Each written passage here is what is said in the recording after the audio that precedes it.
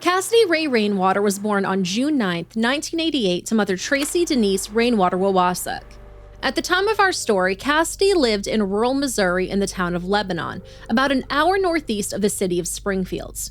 You might be somewhat familiar with this area of Missouri from the Netflix TV show Ozark, which takes place just an hour north of Lebanon in the region known as the Lake of the Ozarks. Rural Missouri is a great place to raise a family, go hunting and fishing, set up camp, and participate in water sports. But like many rural communities, it's not the greatest place to live if you go missing. Cassidy attended Harrisonville High School, where she met a man by the name of Ben and had a son. As Ben didn't want his last name printed in the paper with regards to the story, we're not going to share it here either. According to a court document from June of 2006, Cassidy took Ben to court for child support, where he was required to pay $224 a month. According to news sources, that child was later put up for adoption. Cassidy went on to have 6 children in total, 2 of which were with a man named Stephen Lee Keeney. She also had a son Parker with her estranged husband Zachary Paul. The two were no longer together but could not afford to get divorced. Parker, who many say was a priority in Cassidy's life, lived with her aunt by marriage, Cora Terry. Both of these fathers have had their fair share of run-ins with the law, which we'll discuss later in our story. On April 13, 2007, when Cassidy was just 19 years old, her mother Tracy went missing. Her then-boyfriend Leonard Len Couch was the first to report her disappearance to the police. He told authorities that Tracy might have gone out to look for arrowheads. On May 8th of 2008, a farmer was spreading fertilizer in his fields when he came across what appeared to be a shoe and human bone. The remains had been scattered about the field by animals and rising water from a nearby river. Some of the bones were missing altogether. These bones were later identified as belonging to 43-year-old Tracy, who was finally laid to rest on May 17, 2008 at Shadle's Colonial Chapel in Lebanon. Even more curious was the fact that the area had previously been searched, and also that the field was just across the street from Len's property. Forensic anthropologists who examined Tracy's remains before burial could not find any trauma, which conflicted with the findings of the investigators. Still, no charges were ever filed in connection with Tracy's death. Despite this shroud of mystery that plagued her disappearance, her boyfriend Len went on to pass away on February 19, 2021. If he was responsible for Tracy's disappearance, he took that secret to his grave. At 11:03 p.m. on August 25, 2021, Cassidy's aunt Cora contacted the Dallas County Sheriff's Department to report that Cassidy, now 33 years old, was missing. In fact, nobody had seen the young mother in over 6 weeks. The sad part? Despite having family in the area, no one questioned her whereabouts or reported her missing prior to this. Upon speaking with Cora, Chief Deputy Darren Sheik learned the last person that was known to be in contact with Cassidy was a man by the name of James Rainwater, no relation. The 56-year-old's legal name was actually James Phelps, and Cora claimed that the two had left in a silver GMC pickup truck together. It should also be noted that some sources claim that Cassidy was last seen at a DFS meeting in early July. Now, James resided in a cabin located at 386 Moon Valley Road in Lebanon. Although the cabin has a Lebanon address, the property sits in Windyville, also known by locals as Spookyville, due to the fact that it's reported to be haunted. It's not hard to see why. Windyville is home to many cemeteries and a metaphysical school. After speaking with Cora, Deputy Chris Clark took a trip out to James's cabin to perform a wellness check on Cassidy. She was nowhere to be found. On September 1st, 2021, Sergeant Robbie Simmons responded to James's Moon Valley Road address and actually was able to speak with the man. According to James, Cassidy, who had previously struggled with homelessness, had been staying in the loft area of his cabin for a couple of weeks until she could get back on her feet. He shared that on July 25th, Cassidy had left in the middle of the night. According to James, she had met a vehicle at the end of his driveway, and he hadn't heard from her since. James did not know who she left with and could not identify the make or model of the vehicle, but he didn't seem very concerned. The only possible lead he had for Sergeant Simmons was that she had talked about going to Colorado. Without much information to go on, the Dallas County Sheriff's Department treated Cassidy's disappearance as just another missing persons case. There wasn't a ton of urgency. After all, she was an adult and was free to go missing if she so chose. However, things took a grim turn on September 16th, 2021. The Kansas City FBI headquarters received an anonymous cyber tip into the disappearance of Cassidy Rainwater. The whistleblower, who had an IP address in Germany which was likely due to a VPN, provided the FBI with a series of photos titled Cassidy that had been circulating around the dark web. The series of photos depicted a partially clothed woman in a cage who was immediately recognizable as being Cassidy. It was clear that she was being held against her will, and her location was obvious based on the background in the photos. It was James Phelps' cabin. The same day, law enforcement descended upon 386 Moon Valley Road, where James Phelps was placed under arrest. While executing the search warrant on the property, police recovered 7 similar photos of Cassidy on James's cell phone that were akin to the photos that were sent to the FBI by the anonymous tipster. The cell phone also led police to another man, 58-year-old Timothy Leroy Norton, who was brought in for questioning on September 19th and 20th. He'd actually been detained while leaving a local Walmart. Timothy, who was an over-the-road truck driver, lived in a vehicle that was parked at 386 Moon Valley Road and had done so since the early 90s. He and James had a very long history together that dated back to their high school years. Apparently, the two remained close, as did their families, with many of them referring to each other as siblings, uncles, aunts, or cousins. James David Phelps was born in 1963 to Mary and Charles Phelps. He grew up in Preston, Missouri, and attended Skyline High School in Urbana, Missouri. James was an honor roll student and graduated in 1981. After graduation, he joined the U.S. Army and was stationed in South Carolina for a period of time. He went on to marry in 2009 and later moved to St. Louis, Missouri, followed by a subsequent move to Nemo. He then went on to live in Preston and Camdenton. Although some reports indicate that James rented the property located at 386 Moon Valley Road, others claim that he purchased it in 2011 from his parents. In February of 2019, James became an ordained minister with the Universal Life Church. James' Facebook page lists him as separated with a daughter, a granddaughter, and 2 grandsons. Now, Timothy Leroy Norton, he was born in 1965 to parents Betty Norton and Vernon Hansen in Cromwell, Minnesota. He attended Hermitage High School, where he was an honor roll student his senior year. After graduating, he joined the Marines and became a helicopter pilot. Timothy married his first wife in August of 1988, where he was 23 and she was a 17-year-old senior in high school. This marriage ultimately ended in divorce. Timothy had a criminal history beginning in the early 90s, including petty crimes such as writing bad checks and not wearing a seatbelt. He had also been sued by landlords for non-payment. In July of 1993, Timothy was injured when he threw gasoline on a brush fire, which ignited the gas container he was holding. He was treated for 2nd and 3rd degree burns at a Springfield hospital. Timothy went on to marry his second wife in March of 1994 in Preston, Missouri. Although there are no records indicating this, I think it's safe to say that Timothy's second marriage also ended in divorce due to the fact that he was living in a vehicle on James's property. Whereas James refused to answer the FBI's questions and quickly chose to lawyer up, Timothy was extremely loose-lipped. At the end of the day, both men were arrested and charged with kidnapping, facilitating a felony, inflicting injury, and terrorizing. But on the lips of every resident of Lebanon were the words, "Where is Cassidy?" It was obvious that Dallas Sheriff's Department knew something, and it was clearly a big deal because the FBI was involved.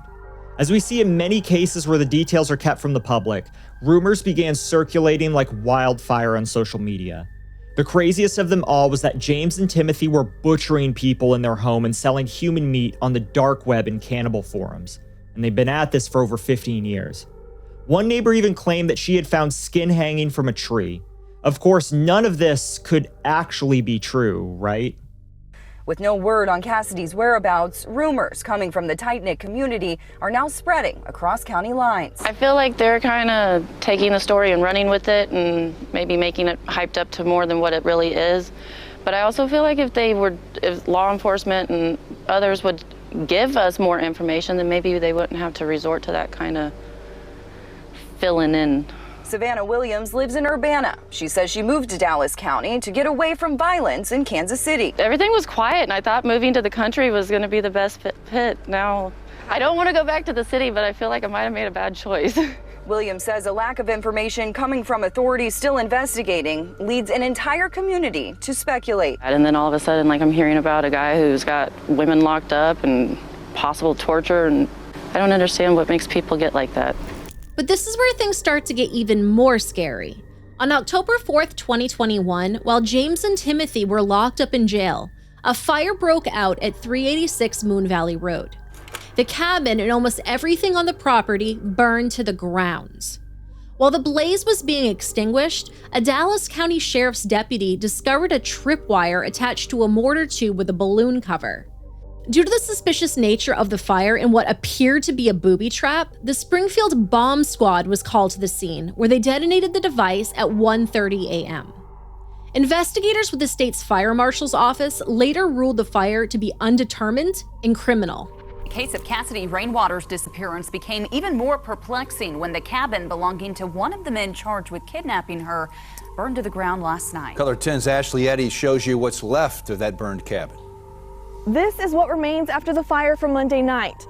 The sunlight now showing us what the Dallas County Sheriff's Office tells us is a total loss. Officials say this home of alleged kidnapper James Phelps burned to the ground and a bomb squad was called in. Now let's show you the scene from late Monday night. Officials with the Missouri Department of Public Safety say help from the Division of Fire Safety was requested by the Dallas County Sheriff's Office for a cause and origin investigation. But that's not all. Springfield City officials confirmed the city's bomb squad was called in to investigate after a Dallas County deputy found something that resembled a tripwire. Officials say the bomb squad arrived around 1:30 in the morning and detonated an explosive device near the area of the fire. Springfield City officials say they don't have any further information, only that they responded at the request of the sheriff's office. We've reached out to the sheriff's office to try to get some more information behind this fire. We've yet to hear back. We'll be sure to keep you updated with all the latest information. Reporting from Dallas County, Ashley Eddy, Ozarks First. According to neighbor Rachel Wilson, who witnessed the fire, quote, "All of a sudden, the house collapsed and the flames got bigger. We could feel the heat. Everything was on fire, and we sat there and watched it collapse. I called 911 because I was worried about it catching the woods on fire and spreading to the other houses," end quote. The fire at 386 Moon Valley Road left investigators and the community with a ton of unanswered questions. As the address was an active crime scene, and both James and Timothy were not only locked up, but in different facilities to avoid possible collusion, who was responsible for this? And who set up them the bomb? Was it possible there was an entire network of people involved in this rumored human meat ring that were now trying to cover their tracks? The Dallas County Sheriff's Department took to the internet in an attempt to dispel rumors and call out trolls. However, some locals claim the authorities were the first ones themselves to leak information and start these rumors. On October 5th, 2021, both James and Timothy appeared in court via a video conference that only lasted a few minutes. One of the accused joined the broadcast from the Dallas County Jail, while the other joined from the Greene County Jail. Judge Lisa Henderson set a date for a preliminary hearing on November 5th at 9:30 a.m. James Phelps and Timothy Norton, the two men accused of kidnapping Cassidy Rainwater, were seen for the first time in a courtroom this afternoon. Bailey Stroll is in the courtroom today. She's live at the Dallas County Courthouse to detail what happened in front of the judge. Heather and Steve, both James Phelps and Timothy Norton were here today. They were seen through video conference from the jails that they are at, and we'll show you that footage in just a few seconds. But the hearing itself here at the Dallas County Courthouse was pretty quick, only lasted a few minutes. The judge quickly setting a date for a preliminary hearing for both of them next month. Mr. Norton, are you able to hear us? Criminal hearings in Dallas County today bring new video of James Phelps and Timothy Norton from jail. More than 2 weeks since the two were arrested, accused of kidnapping Cassidy Rainwater. Judge Lisa Henderson spoke with each of their public defenders this afternoon, with all agreeing to meet here again next month. Mr. Norton, we're setting your case for preliminary hearing on November 5th, and that will be at 9:30 a.m. We'll see you here in the courtroom on that date. That's all I have for you today, sir. Thank you. All right, thank you. However, on November 17th, 2021, things started to ramp up. Both James Phelps and Timothy Norton's charges were upgraded to first-degree homicide and abandonment of a corpse. You see, the authorities had been waiting on DNA tests to come back with regard to some pretty chilling evidence that they found in James's cabin. One of Cassidy's ex-boyfriends and the children they shared had provided samples for the FBI. It was then that much of the evidence that was found started to become public. Let's start with the photographs that were sent to the FBI by the anonymous tipster, as well as the additional 7 that were found on James's cell phone. It had been shared previously that some of the pictures depicted a partially clothed woman thought to be Cassidy in a cage. It was actually far worse than that. Some of the pictures depicted Cassidy strapped to a gantry crane. We're going to put up a picture for reference because I'm sure a lot of you are unfamiliar, but a gantry crane is a type of overhead crane that straddles its load. They come in many different sizes. Smaller gantry cranes are generally used in machine shops, but some folks use them to process livestock and wild game. I'm sure you can see where this is unfortunately going. In addition to these photographs, there were others depicting Cassidy's subsequent evisceration and dismemberment. Come to find out, quite a bit of evidence had been seized from 386 Moon Valley Road during the execution of the search warrant on September 16th, as well as subsequent searches that were conducted the same week. The gantry crane was located behind the cabin. Blood evidence was found inside of the cabin, but what was found in the freezer was by far the most damning. Per the DNA results, human flesh that was proven to belong to Cassidy Rainwater was found packaged up like beef and was dated July 24th. This date in particular will become important in a moment, and will tie into how Timothy had become loose-lipped with the FBI. Skeletal remains that belonged to Cassidy were located on an adjacent property, which coincidentally belonged to Cassidy's late grandfather, Bill Rainwater. So maybe, just maybe, these rumors of a human meat ring were not too far off. In addition, investigators were able to locate digital evidence on seized electronic devices, which led them to Timothy Norton. What they recovered was the nail in the coffin for both of them, even before the DNA test came back.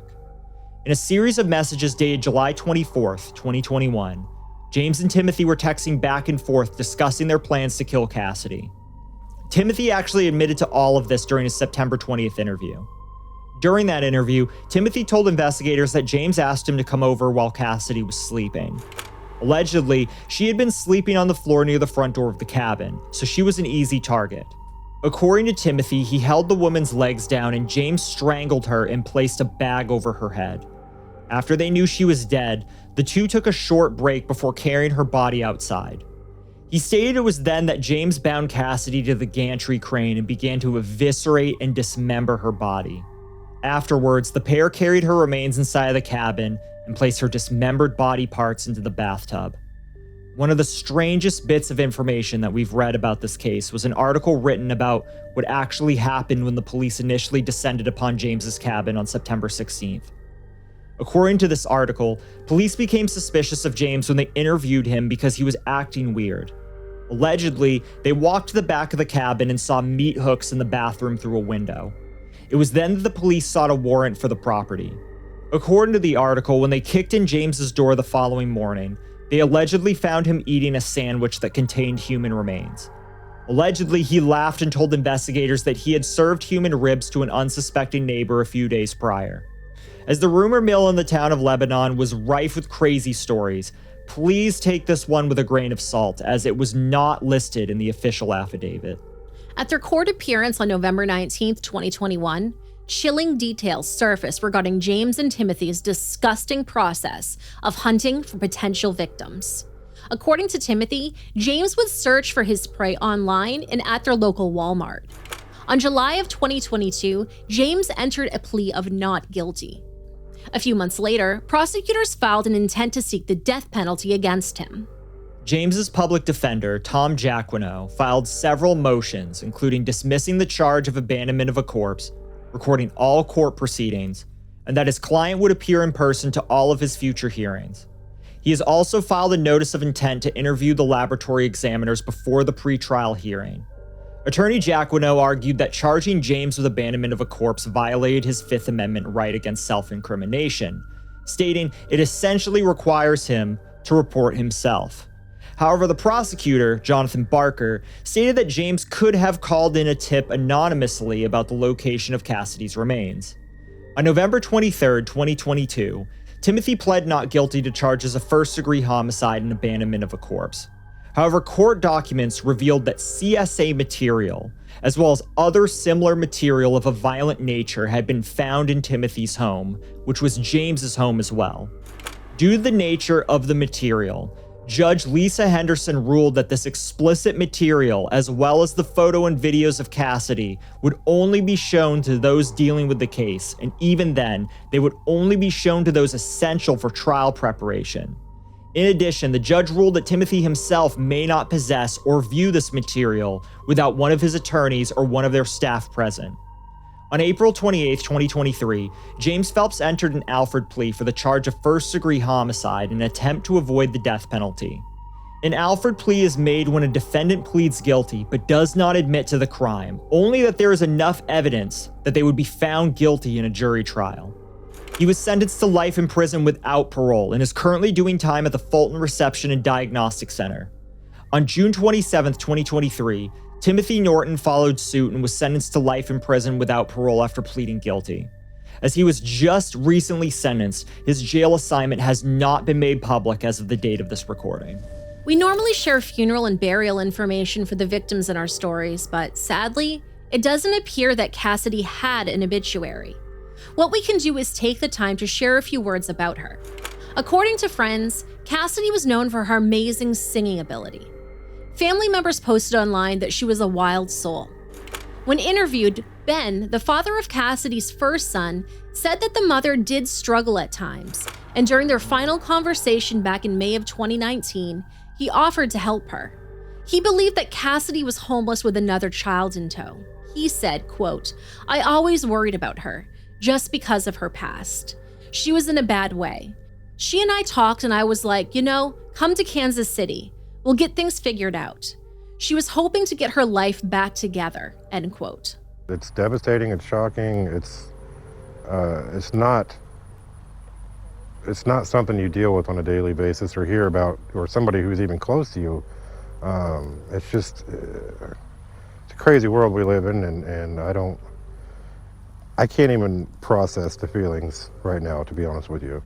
As we mentioned previously, Cassidy and Ben put their son up for adoption. As of the date of this recording, he is now a teenager. Ben actually received word of Cassidy's disappearance from his son's adoptive family.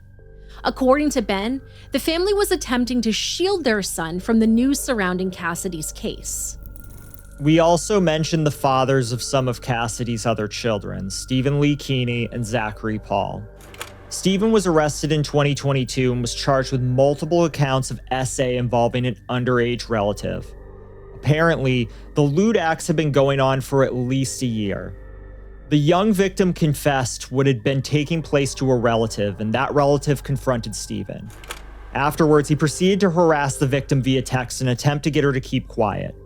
He is currently serving 15 years in the Farmington Correctional Center. It should be noted that Stephen was born in 1964, and it's clear he has a proclivity for younger girls. As Cassidy was born in 1988, Stephen is old enough to be her father rather than the father of her children. Zachary Paul, Cassidy's estranged husband, was arrested and faced felony drug charges after being stopped by the Missouri Highway Patrol on February 22, 2023. The 33-year-old was found in possession of Suboxone and methamphetamine. He also faced misdemeanor charges for possessing drug paraphernalia and driving with a revoked license. As of the date of this recording, Zachary Paul is sitting in the Tipton Correctional Center on a totally unrelated charge: third-degree domestic assault. According to prison records, he'll be in that facility for the next 3 years. Some publications have noted that Zachary was trying to obtain custody of Parker, who is the son he shared with Cassidy. It looks like that might be unlikely now. This story leaves us with more questions than we have answers for. Yes, James and Timothy will be spending the rest of their lives behind bars. But a beautiful young woman lost her life, and her body was treated in the most horrific ways possible. 6 children will never get to see their mommy again. I think there's more to this story. They never solved the mystery of the fire in the homemade bombs at 386 Moon Valley Road. They've never confirmed whether or not there was an actual crime ring killing people like livestock and selling their meat on the dark web. I don't know about you, but the fact that they field-dressed Cassidy in their backyard and butchered her up like a lamb speaks volumes. So what do you think? Do you think there are more victims? Let us know your thoughts in the comment section down below.